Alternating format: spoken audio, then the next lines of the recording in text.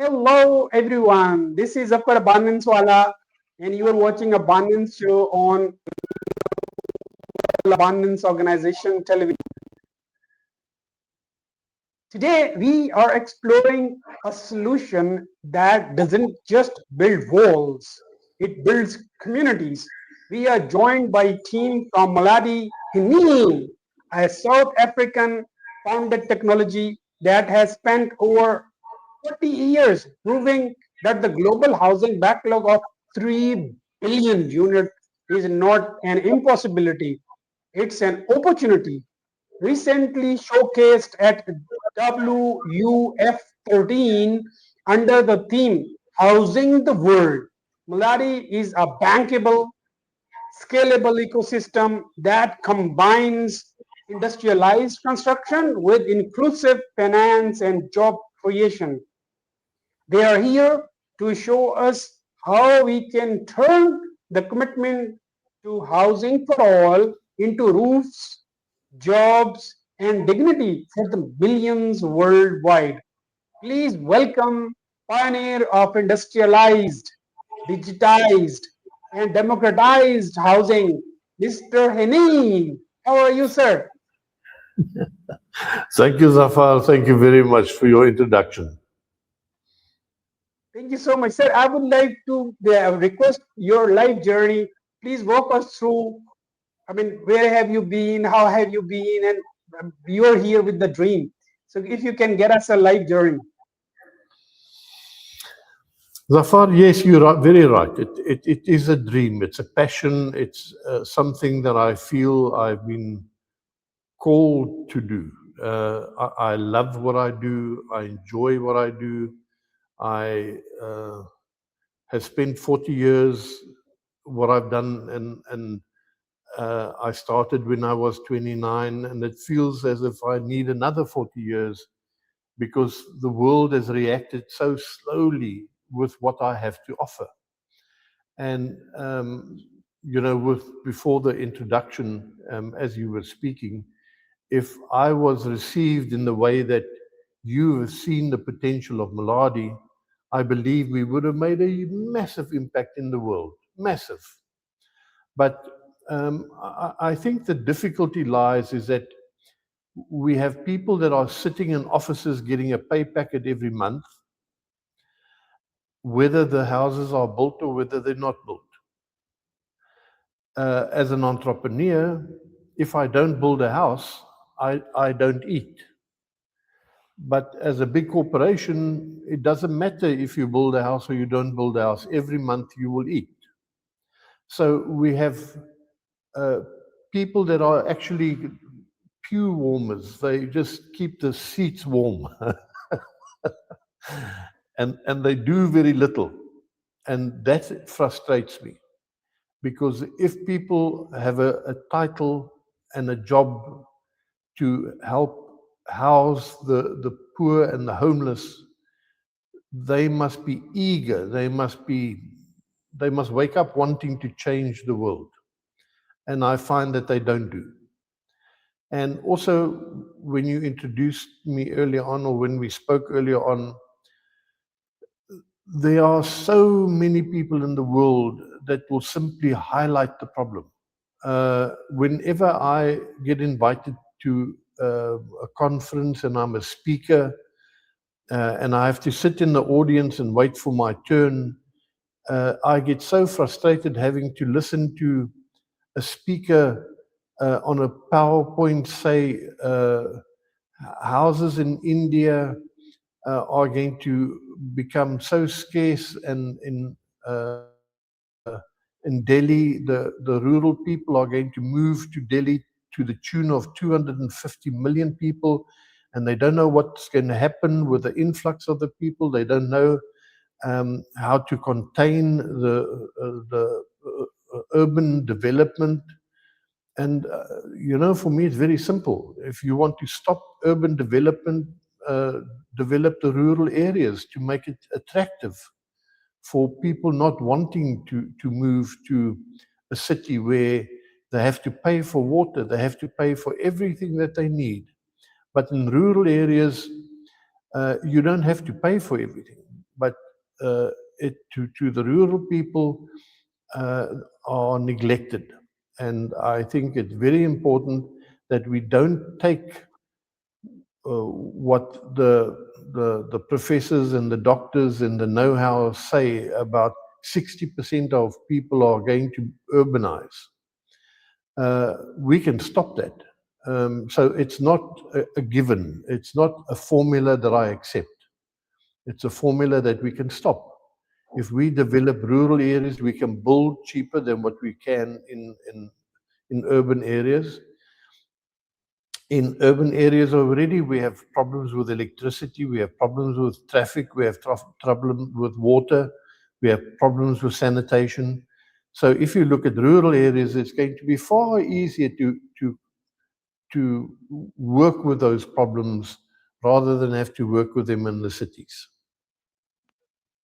And that's only one of the issues that housing brings about. Great, sir. Thank you. My first, it's not a question, it's a 3 billion challenge. You stated that the global housing backlog stands at 3 billion units. How does Maladi's factory on-site approach allows for the speed and scale necessary to uh, take such a massive human challenge in the days rather than months? Um, my background is I'm a tool and die maker. I work with molds that make plastic components. And when I look at housing production, I look at it as an injection molding machine with a tool that closes, and I shoot plastic into the cavity, into the mold, and the mold opens when it is cool and it ejects the component, and then the mold closes again and the plastic is injected again. So that is what we call a cycle. So if we can take a house and produce it in that cycle, then we have a known cost, and we have a, a repeatable product that we do not need skilled artisans to produce the product.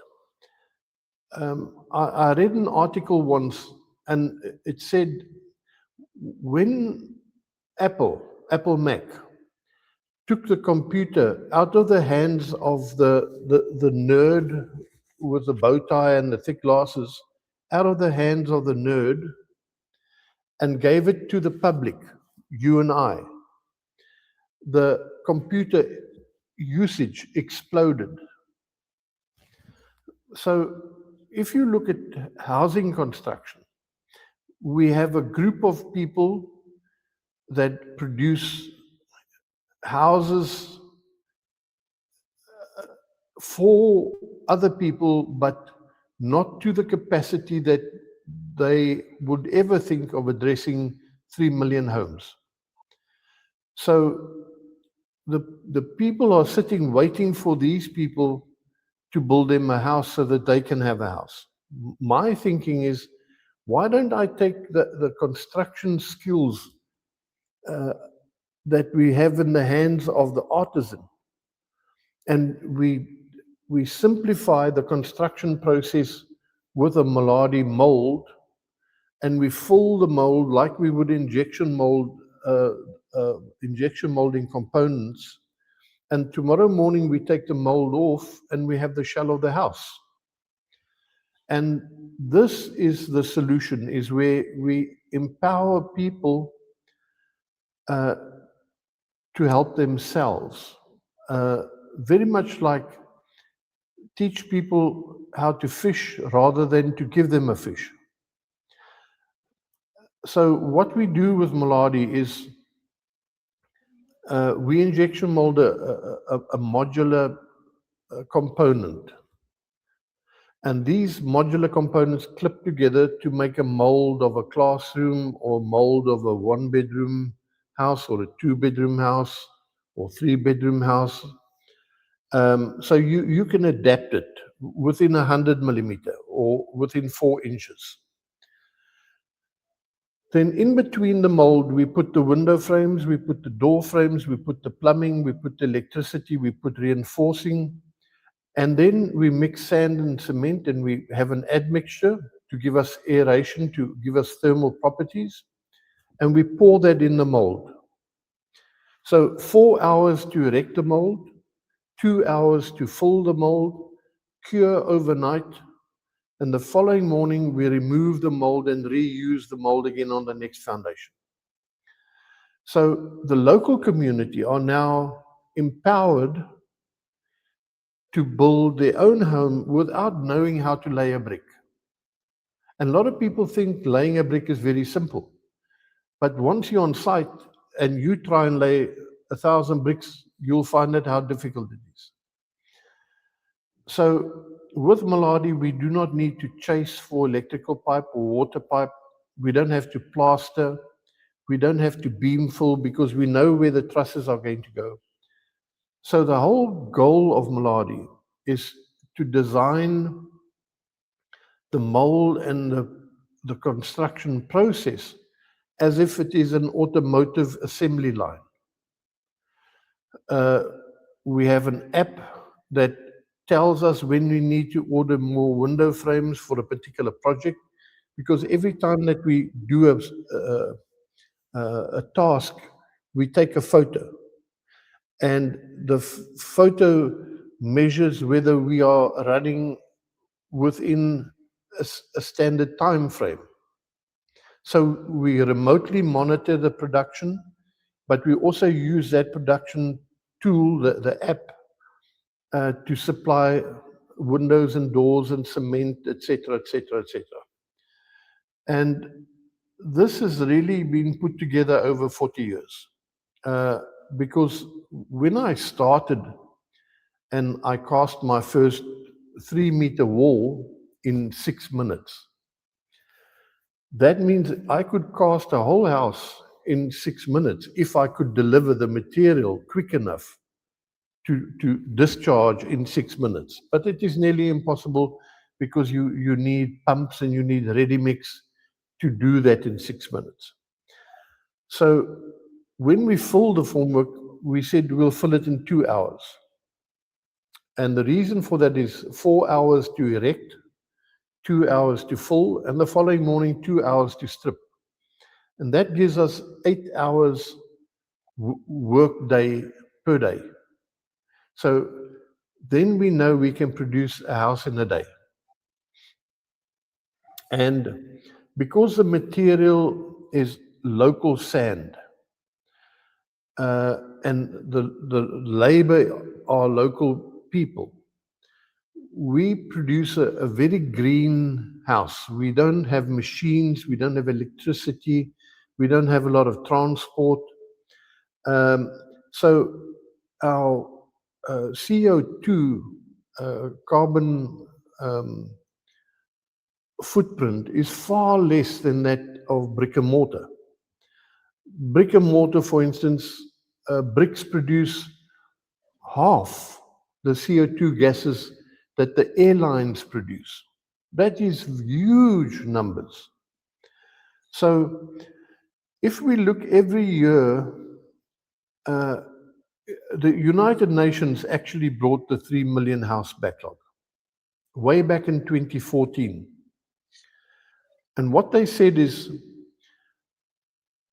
let's work not 220 or 240 days a year, but 365 days a year, which is not feasible. No contractor will work without a weekend or a public holiday. It is impossible. So that already is a mistake. So they said 3 million houses, divide by from 2014 to 2030 is 16 years. Divide that by 16 years and divide that by 365 days. So they got to a number of 96,000 houses every day from 2014. Now, If you challenge the number, then no one is able to tell you how many houses has been built since 2014. Have we achieved the 96,000 houses a day? Because if we have, then we are going to deliver all the houses by 2030. But if we did not achieve the 96,000 houses today, today we will need not 96, we will most probably need 250,000 houses every day. So if you look at producing bricks, if you look at producing contractors, how would it ever be possible to produce 3 million homes? The beauty about what Maladi does is we produce a mold and a machine runs 24/7. If we need more production, we buy another machine and another mold, and we produce more molds. So we can produce enough molds for people to build their own homes. So it won't be a contracting company that will build globally. We want the technology to uplift people, to employ people, to skill people, to teach people what it is to, for instance, to weld. So if you go to a community and you say to the youth, who wants to weld? I'm sure everybody would say, I would want to, and put their hand up. But they really wouldn't understand what weld is till you show them how you weld a piece of steel frame together. Then once we teach them how to weld window and door frames, we can then purchase that window and door frame from the community.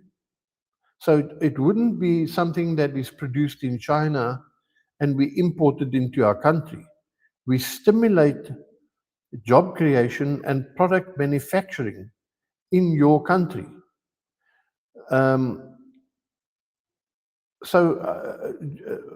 Last year, November, I was asked to go through to Pakistan. And I went to the PKP, is it? The town close to, or the city close to Afghanistan. And it's 2 hours from Islamabad. This is Peshawar. Yes, Peshawar. And they were, all the homes that were destroyed, of 750,000 homes were destroyed because of the floods. Now, where does Pakistan get the money to give those people free homes again? So the best is let the community participate in the construction of a Maladi structure whereby, number one, it will not be damaged by a flood again. It will not collapse. Number two, they can build their own homes and they can derive an income from that. If you look at Pakistan and you look at all the cement suppliers, they will benefit from that. If you look at the steel suppliers, they will benefit from that. So the real product that will stimulate Pakistan's economy is housing. It touches glass production, it touches paint production. There are 28 industries that will benefit from huge housing construction. So if you look at the backlog of Pakistan and its housing needs, it will stimulate an industry. It is not just a free house. It is stimulating the economy. It derives an income for government, because there are people now that will earn money that will have to pay taxes. It will generate taxes within companies. So housing stimulates the economy. And this is what really I strive to achieve is that um, Maslow said the product for uh, the basic needs product for people is food and shelter. I believe it should be a job producing food and shelter. So then we talk about smart villages, we talk about smart technology, and we talk about producing food. We're looking after our cows, after our chickens. We let our children walk to school. It's not a question that mother has to take a child and put it in a car and drive for half an hour to take a child to school. So housing for me has got a huge impact on the economy. Thank you so much. Thank you. Such a brilliant reply. Beyond bricks and mortar, my next question is, you describe Maladi as holistic housing ecosystem rather than just a building system. What are the core pillars that allow this technology to address 16 of 17 UN Sustainable Development Goals SDGs? Everybody focuses on a house and poverty on SDG 11. But if you look at all the SDGs and you look at community upliftment, teaching, education, hunger, all has got to do with uh, producing an income. And if you build a house, you have income, then you can buy food. So all of these, for me, is how Maladi can really address the 16 or the 17 SDGs. If you look at, uh, saving our planet, a lot of people say yes, but cement is a big polluter. But people don't realize that brick production is a big polluter. I mean, in the city that I was, the smoke was all over because people were burning for bricks, and you could see the smog at night. You could clearly, it was clearly defined. So we currently in 28 countries, and we're setting up a plant in America. I hope to be back in Pakistan again soon. It was really a phenomenal trip to be in Pakistan and to travel with uh, the Department of Housing and the land that they have available and how we can turn that into smart villages. Because many of those people still have either cows or chickens or something that they farm that they still need close to their home. We have also been approached by Afghanistan because of all the refugees returning to Kabul. So there's a huge backlog in Kabul now with housing. Europe, the war, America, England, Africa has got a backlog of 51 million houses. Nigeria has got a backlog of 28 million houses. So it's a global issue, and sometimes I look back and I think how God used me to show me in 1986 that this is my path, and every day I wake up and I think I'm so blessed that I am called to do this type of work, because there's nothing more rewarding than seeing the joy on someone's face when you give them a house.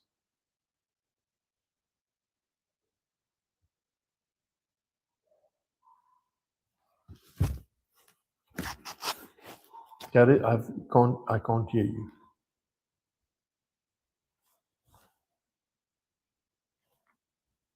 Okay, Yes, sorry, my mic was mute. My next question is about economic inclusion and job creation. Yeah. The job engine, a striking feature of your model is skilling the community. How do you transform unskilled youth into a productive workforce that not only builds home but also produces the windows and doors used in the project?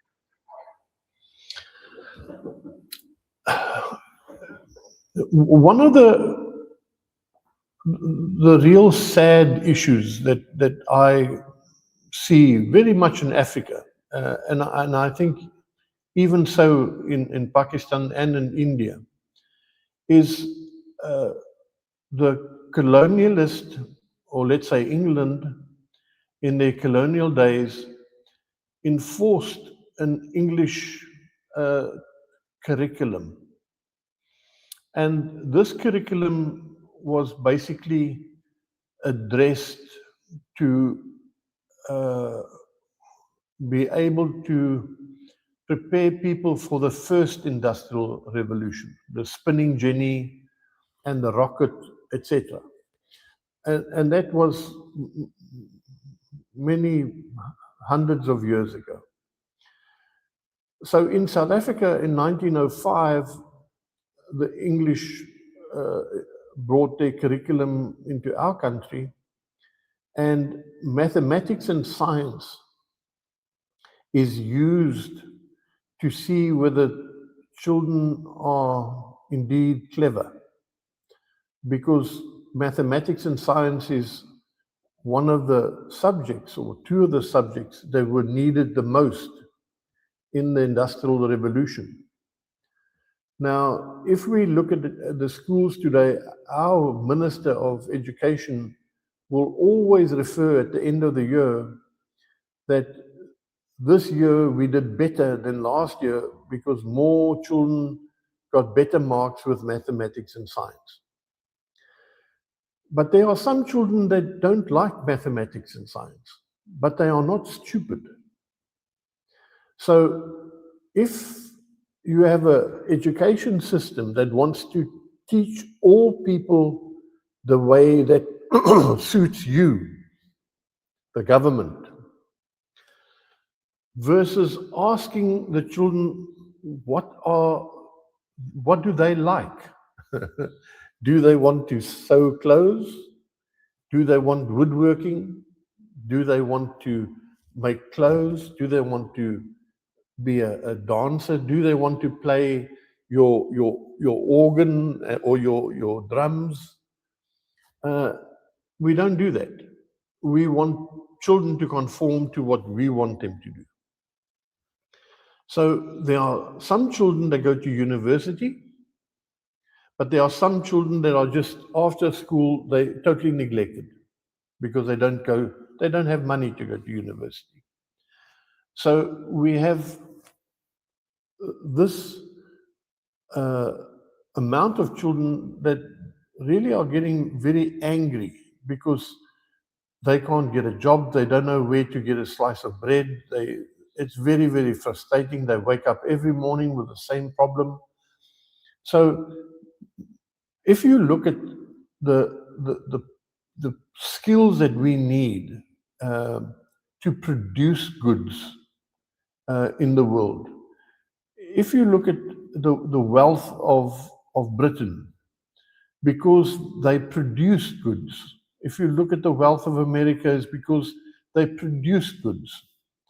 Look at the wealth from a poor China to how strong China has become in a very, very short period, purely because they produce goods. So we've got to not focus on children with the top of the pyramid. We've got to focus at the base of the pyramid. So at the moment, what we've done, we focused, which means that we have a pyramid that runs like this. What we should do is bring the pyramid back to that and look at production at the base. Now, that means if you look at addressing your housing backlog, You need to produce paint, you need to produce windows, doors, door frames, roofing, roof trusses, window frames, door frames, cupboards, chairs, bathroom fittings. So all of these are opportunities for people to that are not comfortable with the mathematics and science, for them to see whether they want to be a painter, whether they want to be a plumber, whether they want to be an electrician, whether they want to be somebody that makes tables, a carpenter. And this is where you would stimulate the economy, because if you look at building, I always say when you build 1,000 houses, about 9 months later you have 1,000 babies. And then you need classrooms, and you need clinics, then you need shopping centers. So a rural village is something that has to do the same thing that the city does, but at least you can give the rural people also the responsibility of producing food. So looking after chickens, looking after potatoes or onions. Food production is very, very important. Cities produce nothing. They only consume. So if you look at your rural areas, that is really where your food production is based.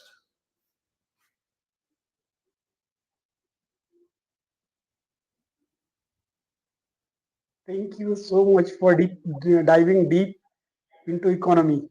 The financial financing and democratizing ownership, the Muladi home loans. You introduced a dedicated housing finance mechanism linked to payroll mortgages.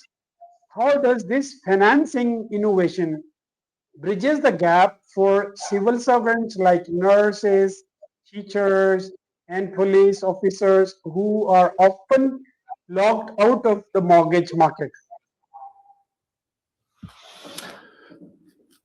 If you look at the houses that are currently being produced in the world, the majority of them are at the top 1/3, maybe a little bit into the second third, but uh, more, let's say 50% from these, but nothing at the base of the pyramid. So if somebody earns, like in Angola, the first year teachers earn $290 a month. There is no house for somebody that earns $290. Now, that person will most probably go and live in a shack, or they would, you know, have a rental of a little room, for instance. So, what I thought is that if if for 40 years I have not drifted down the river. I actually swam up the river because I didn't want to conform to this system that is running at the moment, which is you have a builder who builds a house, you go to the bank, you take 10 people to the bank, and maybe 2 or 3 gets approved, which means that 7 or 8 people don't get approved. So how do we incorporate the 7 or the 8 that hasn't been incorporated? So in Angola, the teachers' pension fund need to invest so that the pension funds grow consistently bigger than what the banks offer as a interest percentage. And they contacted me and they said to me, many of the teachers are wanting homes, and there are no homes to purchase in Angola. Same thing, very expensive. You in Angola, you can buy a house for $1 million. So I said to the CEO of the pension fund, where are the houses? He said, no, he didn't know. All over Angola. I said, how big must the houses be? He said, oh, no, I don't know. Maybe 3 bedrooms and 2 bathrooms. So this just showed me that many people that are involved in housing could be a CEO of a pension fund. And he has no idea what it takes to build a house. But he's very clever working with pension funds. So he's indeed not stupid, but it's just not his calling. He's not aware of what is the process to build a quality home. And he was one of those people that admitted to the fact that he needed advice. Many times that you deal with people in a corporate environment and they are the CEO of a company, they have a stature. They are wealthy people. They are clever people in their industry. And sometimes I find in South Africa that if they a CEO of a company and they're successful in their company, then they think that they are successful in anything in life, from windsurfing to playing golf to playing bowls to the best car. And this is really where much of our stumbling block comes from, is that people don't want to admit that they don't know how to produce houses and they need a system. It sounds very simple to produce a house. So the CEO gave us the opportunity of putting together an app on our website whereby we asked the teachers, 200,000 of them throughout the whole Angola, to register on our website where they are, so that we can answer his question, where must the houses be? Because only the people can tell us that. And we can't do a costing or a quotation if we don't know where the house has got to be. So it's impossible to give a quotation in the scenario that we were in. Once we know where the people are and we know what their pay packet is, then we understand that only a third of their income can be paid towards a mortgage. So if they earn $300, only $100 can become a mortgage payment. So although they earn 290, we just said, okay, $300, which means $100 house. And 1% of the mortgage is the value for the house. So we had to build them a $10,000 house, and we would deduct $100 for 20 years.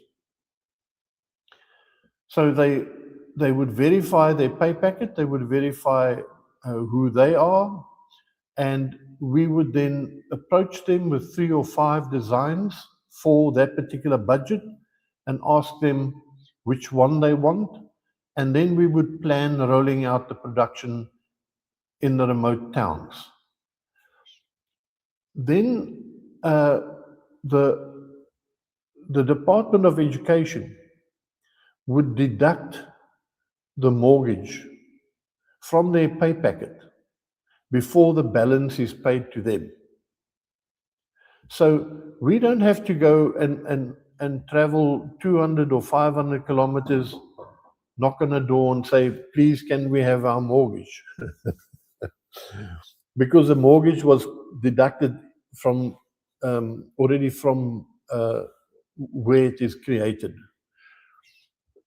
Then the beauty about what we do is that we have investors that normally get 1 or 2% for their investment.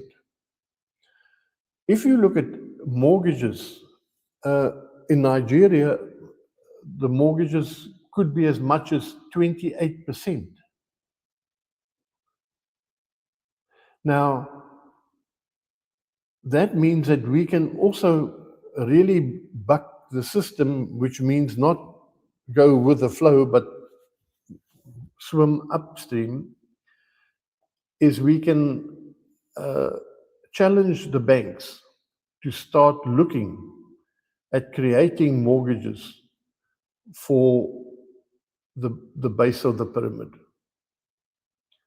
Because if they are at 30%, then housing is totally unachievable for the majority of people at the base of the pyramid.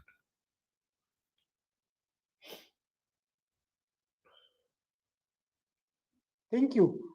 Thank you so much. So my next again question is about eliminating developer margins by delivering homes at the cost of production and removing speculative pricing. You make home ownership achievable at roughly one third of a civil servant's salary. Yeah. How can this model be replicated by other developing nations to solve their own housing crisis?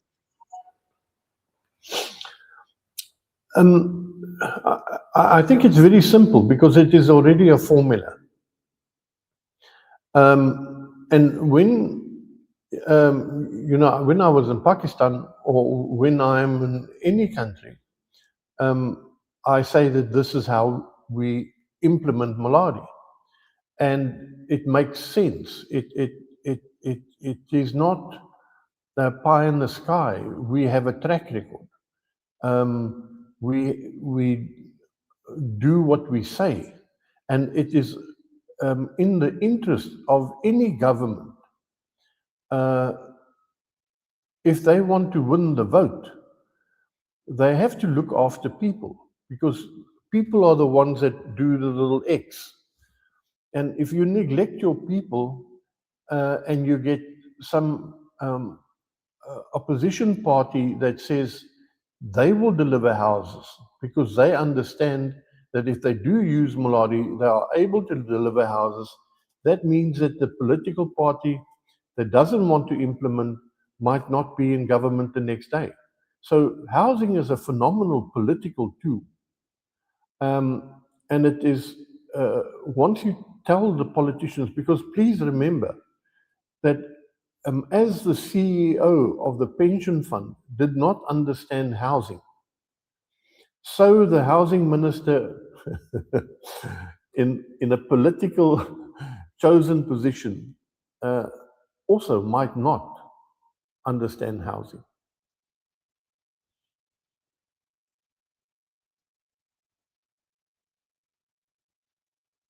Thank you so much, Aneen. My next question is about Mulari app. You use a Kanban inspired platform to mortgage construction in real time. How does bringing digital control to the construction sites eliminate the unpredictability that usually plague low cost housing projects? What we found is that we can teach people within 2 weeks how to use Maladi.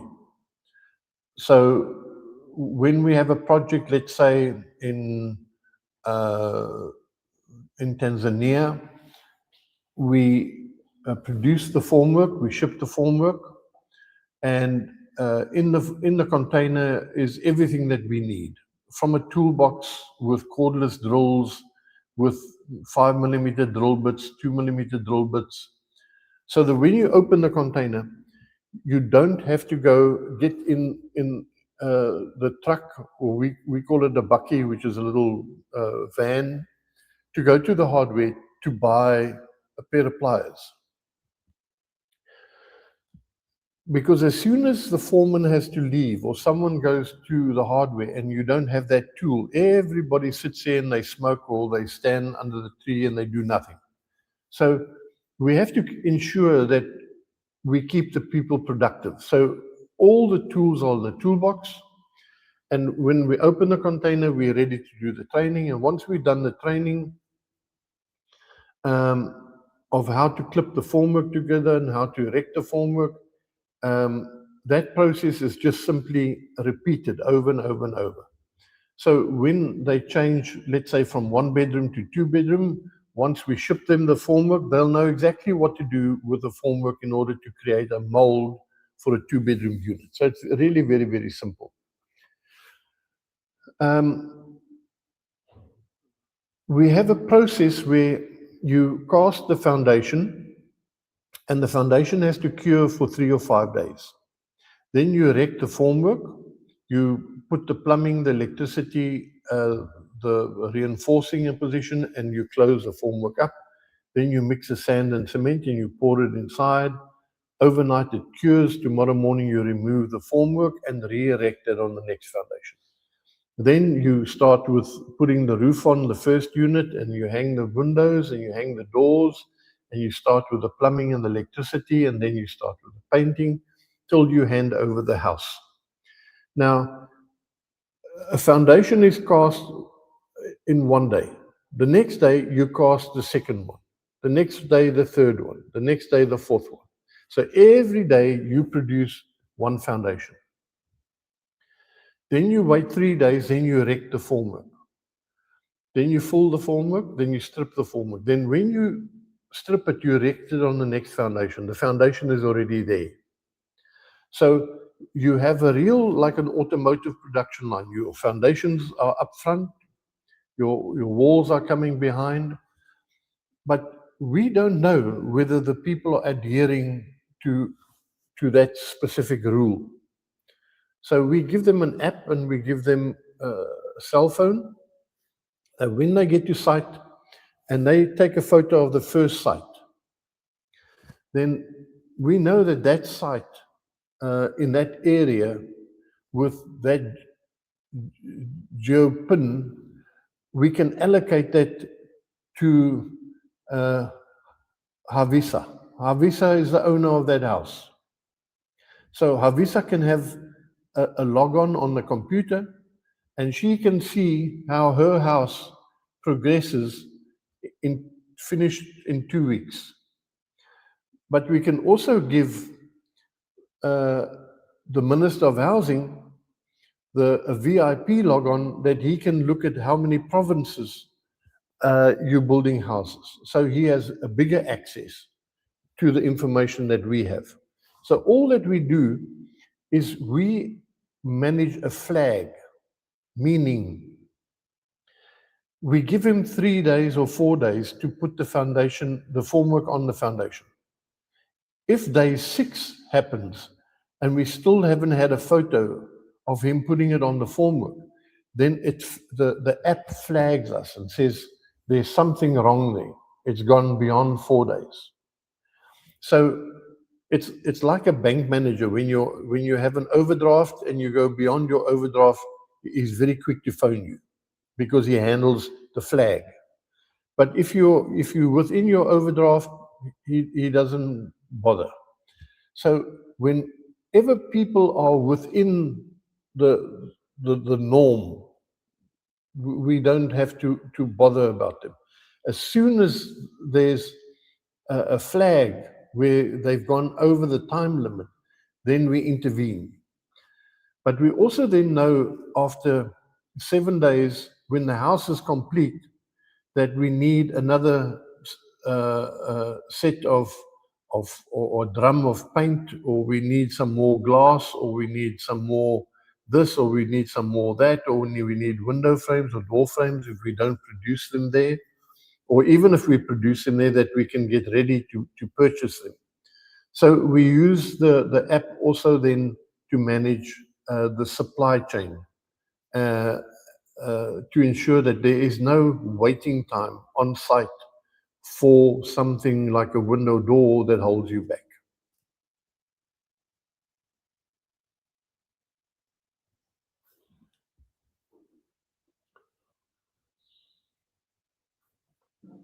Thank you so much. My next question is about climate resilience. With the world focused on sustainability at WUF 13, how does your system reduce CO2 impact and high thermal performance ensure these homes are not just affordable today but resilient for the climate of tomorrow? Zafar, the only question I was asked when we wanted to start producing in America was what is our R rating? Now, we use a thermal value uh, in South Africa as a measurement, not an R value. But an R value is the inverse of the thermal value. So it's 1 over the thermal value. That will give you the R value. So we said to them, we have done tests in South Africa. But again, the Americans didn't believe that we could do a test in a laboratory with thermal value, and they insisted that we send samples of our wall to America for an American laboratory to do it. So the American laboratory gave us a value of 0.068, and our South African laboratory gave us a zero point 0.7. So in the reality, if you look at a 6-inch wall, we would have an R value of 28. So that is phenomenally good. If you look at timber houses or you look at any cladded houses or with any insulation material, they get about, the accepted rate is 14, R14. So we double that. And the reason we get that is in the cement sand mixture. Now, firstly, we only use 5 bags of cement in 1 cubic meters of sand. So there's 600 liters of CO2 in a 50 kilogram bag of cement. If you then look at 5 bags and you have a square meterage of 10 square meters with every cubic meter of cement, then we reduce a single brick wall built, burnt with trees or diesel to bake the brick, plus the mortar. We reduce the CO2 from brick and mortar with Maladi by 52.68%. So 52%. If you look at our thermal value of the heat exchange external internal, then it is 37 times better than a cavity brick wall. Because when we mixes the sand and the cement, we put in an admixture into our mixture, and this reacts with the cement, which gives us air bubbles. And the air bubbles help the flow in the formwork. You don't have to vibrate. And it flows like self-leveling because of the air bubbles.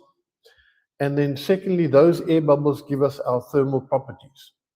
So if you look at brick and mortar, the mortar itself is really where your leakage happens, because there's capillary action within mortar. It sucks water. Because where water was, and there's a cavity, this cavity remembers I had water, because there's another cavity touching it, and what happens once the water hits here, each one sucks water again till the cavity is full of water, then you have a water leak. So that is how we address the thermal properties and the reduction of CO2. Thank you so much. My last question is about the mindset of abundance, just because this is my field and I work for this. empowering over charity. Your motto is empowering people to help themselves. In your experience over the last 4 decades, how does moving into a durable mortgage ready homes change a family's mindset from one of the scarcity to one of abundance? Uh, as we said earlier, the joy that you give, that you get when you let somebody walk into their new house is so rewarding, phenomenally rewarding. But the bigger reward that we don't really see, but we know it is there, is um, I'm sure you must remember the movie The Slumdog Millionaire with a little boy. Now, that little boy grew up in a slum, and he was one in a billion because he was a clever little boy. But the majority of children that grow up in a slum uh, grow up thinking like a slum dweller. And that is what Maladi achieves. We let them not think that they're inferior. We don't let them think that they cannot achieve. We raise the bar. We give them that opportunity where um, their parents can earn an income, where there's food in the morning or food at night, where we change the dynamic totally. Because in a slum, it's there's so many things happening in a slum. There's big boys bullying small boys. There's uh, so many things happening that leaves you scarred in your head for a long, long, long time. So our goal is to look at how do we in South Africa, for instance, in 1994, we only had 200 slums in South Africa. That's when the ANC took over. Now, 31 years later, with the ANC doing very little about the housing backlog and the growth of slums and the influx of foreigners into South Africa, we have 7,200 slums at the moment. Now, if you look at the slums, the slums will many times simply steal electricity. They would connect illegally, and you will have wires all over the place. And that means that many children die every year by stepping on wires that have just been they haven't been closed up. They just lie open, and if they stand on it, they get electrocuted. So we need to look at upgrading of slums. Uh, so how do you do that?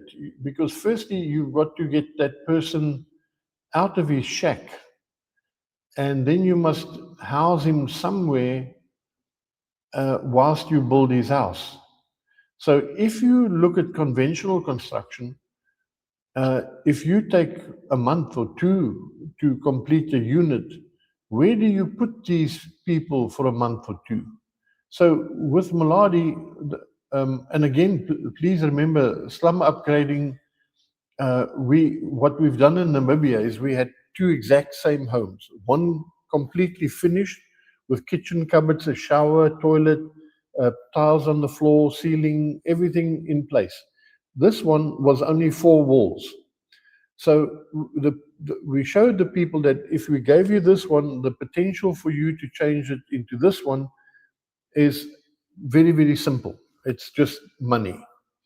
And we train the local community so that they subcontract for the owner that just have the basic unit.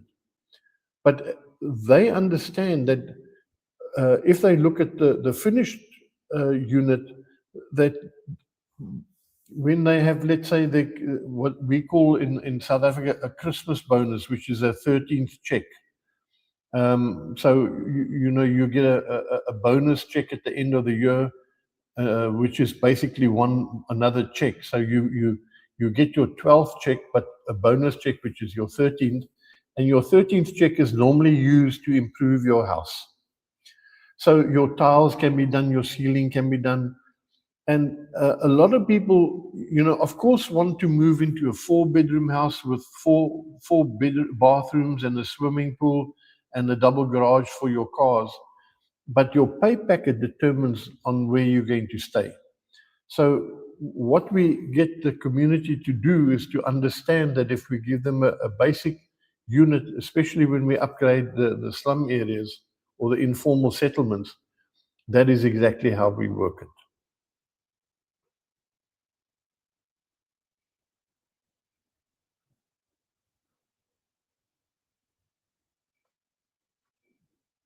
Thank you so much. Thanks is such a small word for you. I'm so excited seeing you. It's my dream that's I'm living right now. You've been working for 40 years. You've been researching the solution of the housing, which is 3 billion. It's a huge. Out of 8 people, 3 people do have the inadequate living as per UN. The data is there. So what you are doing is honestly a huge big favor to the world. Honestly, stay blessed. I wish I could do anything for you. My time, anything. If Thank it you. can be of any use to you, I'll honestly be honored. Thank you so much. Please don't go away after I finish this. Thank you so much and stay blessed. Bye bye. Thank you, Zafar. Thank you very much. I appreciate the opportunity. Thank you.